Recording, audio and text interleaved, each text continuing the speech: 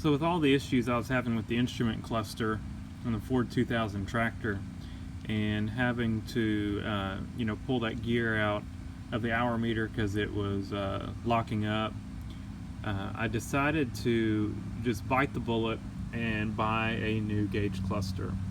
I looked and I found this one on eBay. It was, I think, $73 shipped to me, and it's made in India. I was kind of cringing when I ordered it because the pictures looked really cheesy, but it looked like in the pictures the back housing, this to me looked plastic in the pictures. Let me open this and I'll show you what I got.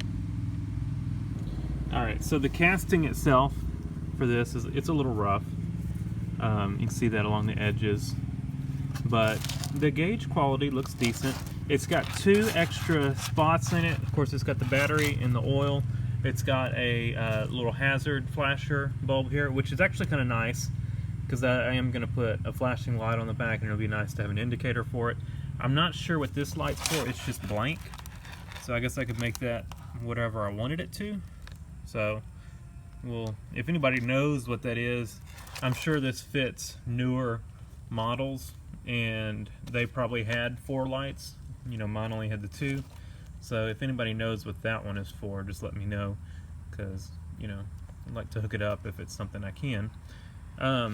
But the choice I had was I was gonna pay $32 for just an OEM voltage stabilizer.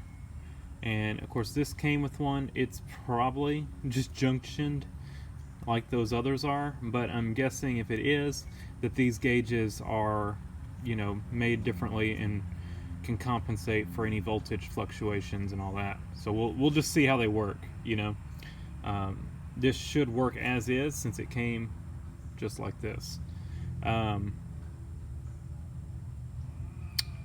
So I'm going to take this out there and go ahead and hook it all up, and we'll see if it works. But yeah, looking in the picture, to me this looked plastic. It is not. It is some kind of cast. So this thing has got some heft to it. I figured it was going to be a plastic housing with just a metal front or something like that, but they did surprise me. It's better quality than I thought it was. And you can look all over for these gauges, and they range anywhere from about $70 to $120, and to me they look all identical. So I'm fairly certain they are all identical, and just different people are selling the same gauges. But it should hopefully work well. It looks like maybe they test it because it's got 0.2 hours on it, so they must run it just to make sure it works.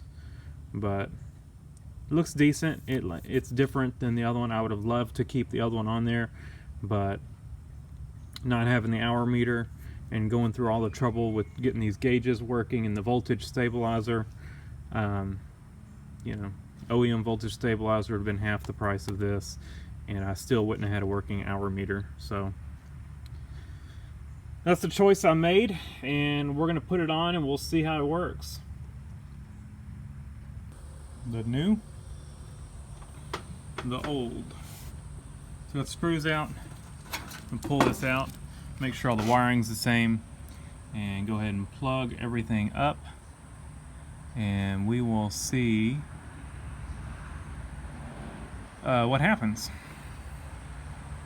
Alright, we're just going to see if it works. I'm going to have to do a little bit of, not rewiring, but this is on the other side, the voltage stabilizer. I'll probably end up moving it over here, flipping some of the wires around, because my harness, the wires are not short. It's pulling the volt bulb out, voltmeter, bulb, alternator, bulb out, whatever, generator, light. because it's stretched so much.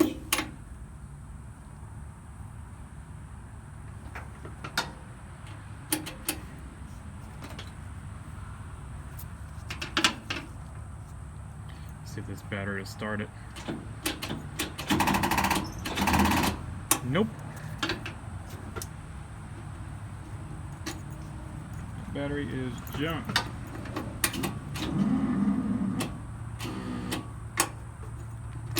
I need a new battery. So it's the next week. I set this thing in here and ran into an issue. This wire, they put this on the other side, and this wire was too short to reach. So I'm just going to extend it.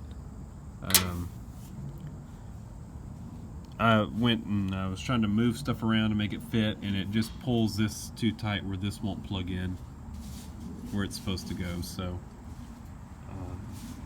best option was just to extend this wire, or I could have moved this over to this side, but there's only one post on this side and there's two on this side, so it catches both posts over here. So figured I'd leave that alone. The end of this wire I had to tape up. It still had the original plug on it, but the mice had chewed on it a little bit, so I had to tape up where it was just bare on one spot.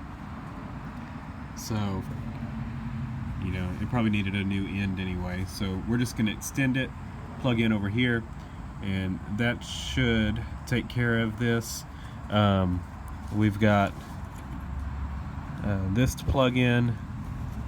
I'm going to have to just kind of route these and bundle these wires up. Alright, turn the light on so y'all can see.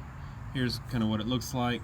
I'm going to throw some tape on there, and this socket fits a little loose, so I'm just going to throw a little dab of silicone right on it. It's staying in, but it would probably vibrate out.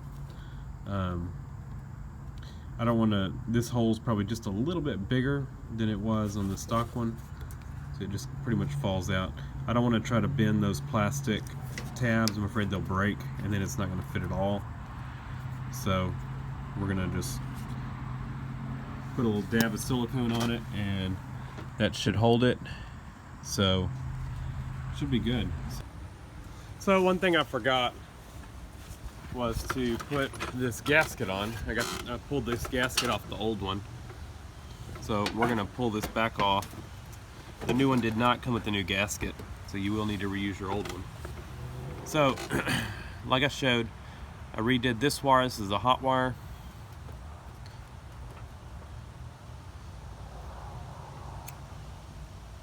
And actually, let's see if we can stretch it over, because I put silicone on that plug there. I think we can get this thing over it. Let's see, top and bottom. That's top. It looks like it was flipped around this way. We should be able to, let me think about this. If we put it like this, and then, oh, that one popped out. And those bulbs just don't fit quite as tight. Oh yeah, easily goes over. So we didn't have to do it. So we just squeeze this around.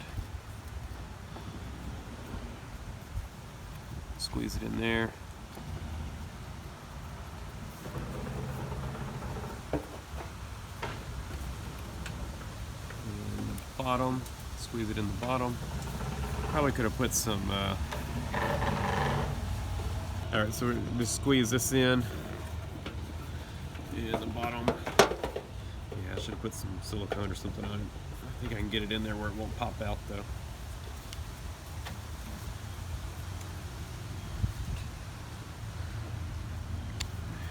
It might have stretched just a little bit too when I pulled it out. I think we got it in now.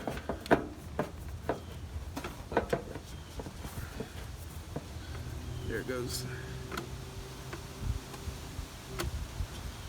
We'll just put our screws in. Screws will help hold it too.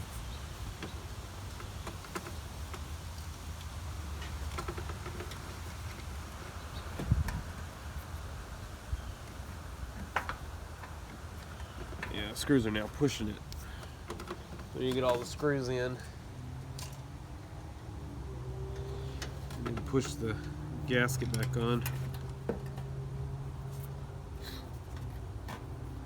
I think once it tightens up, it'll kind of squish it in there, and it'll, next time I have this off, it'll be fine. It's just this first time getting seated in this cluster. Yeah, I could have put some silicone or something on it to help.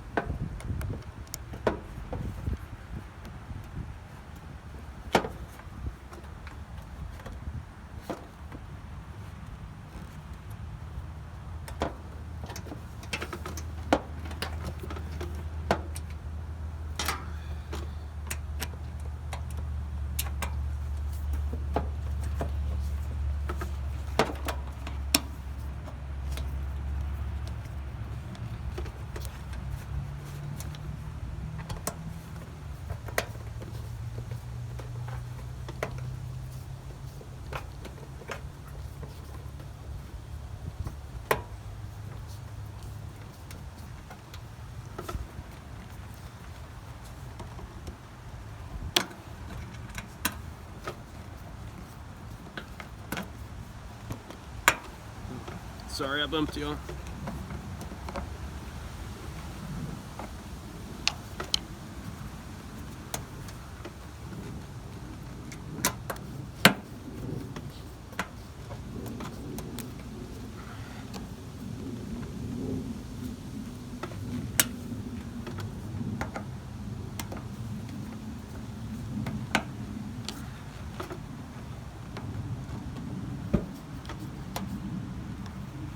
That tightened up well. The gasket looks good. Didn't pop out anywhere. This thing didn't have screws in it when I got it. These are stainless. They're just some that I had. I think that works perfect.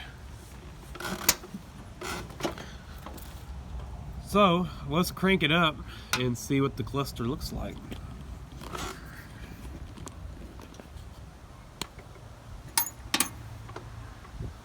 We got our oil and alternator lights on.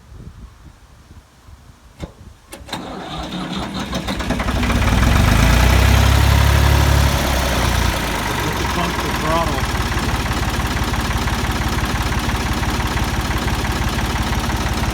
Tip gauge seems to be working.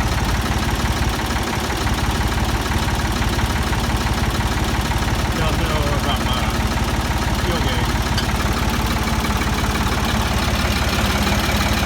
I'd say it's probably not working. It's probably the sender.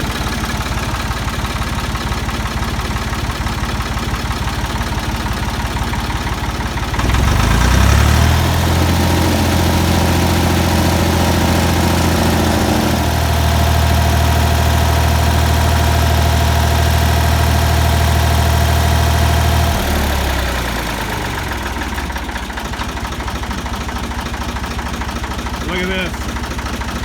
I'll show you.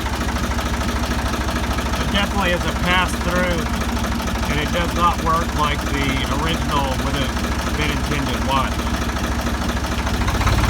Watch the gauge as the generator charges.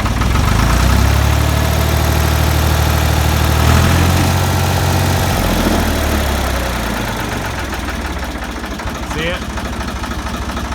See it drop off when the generator stops charging?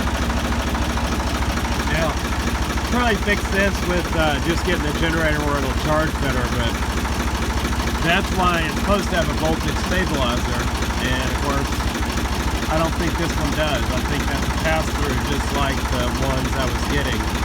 So, that'll work for now. Kind of disappointed, you know. One of the reasons I bought this cluster was for the voltage stabilizer, but I also had another issue. I'll leave this running. My battery's so weak.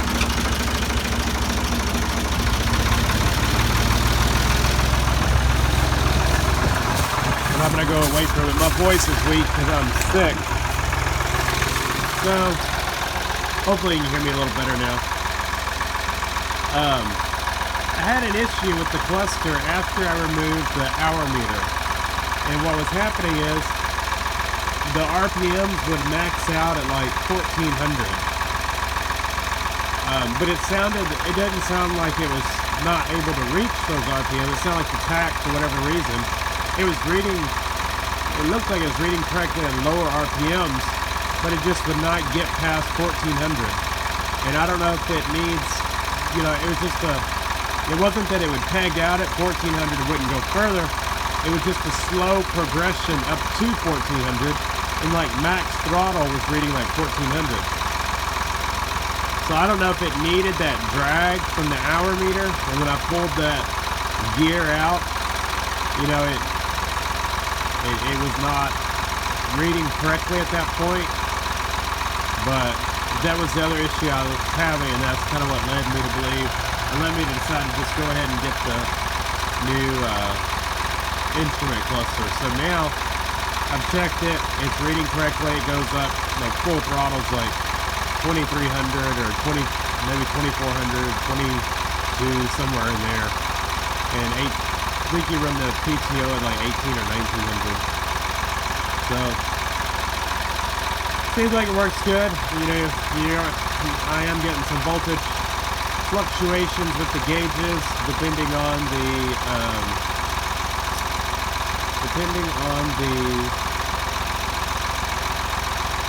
generator output, but I need to adjust the regulator so it's charging better at low RPMs, and that'll take some of that out. So anyway, it is what it is.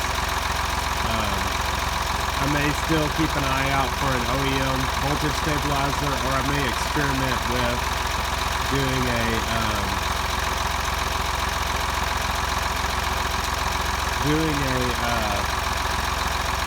making my own. Now, I think the gauge is still going to read high.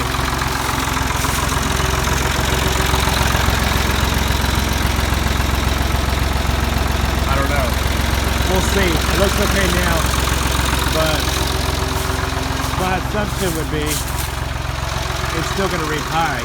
But there could have been an issue with my instrument cluster itself reading high. I just don't know. So I don't know if it's reading high because it's getting full voltage or what. But we'll see. I'll update this. I'm going to let it run for a while, and I'll update it and let you know how the temperature gauge is reading. But I never could get the temperature gauge. It would just slowly progress up to the red, And it's possible that the sending unit changed at some point. That the resistance on the sending unit for the original one that was in this tractor is different than the one I got. And maybe this one is paired better with that gauge. I don't know. I don't know if they changed it or not. So, I'll add on to this in just a second after I let it run for a little bit. So, I don't know if it'll start or not. But my voice is weak. This battery's really weak. But if you can see, to me that's reading, it's reading a little bit higher with the tractor running. When the alternator's charging, but I think that's a little bit on the high side. It is not running that hot. It's passable, I guess, at this point.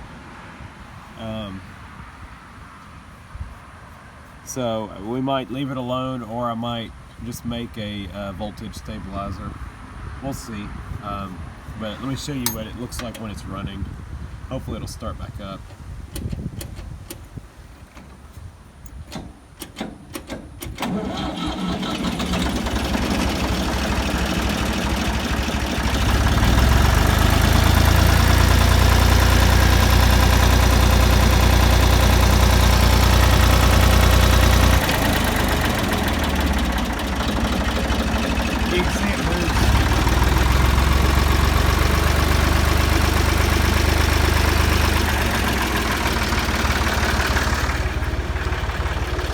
You can see it moves a little bit more towards hot when the engine's, when the generator is charging. I think it's reading too high, to be honest. It's got a 165 thermostat in it. Some of these had 180. You can imagine if I had a 180, it'd be like right in the red. So I will, like I said, I'll probably make a voltage regulator for it, just a 10 volt voltage regulator. It cost me like $2 or $3 to do that, and it'd be worth just trying it just to see how it reads. So I guess we can't call it finished as far as the voltage stabilizer, but for the instrument cluster itself, we're pretty much done for now. So thanks for watching. Leave a comment down below, hit the like button, and subscribe for more.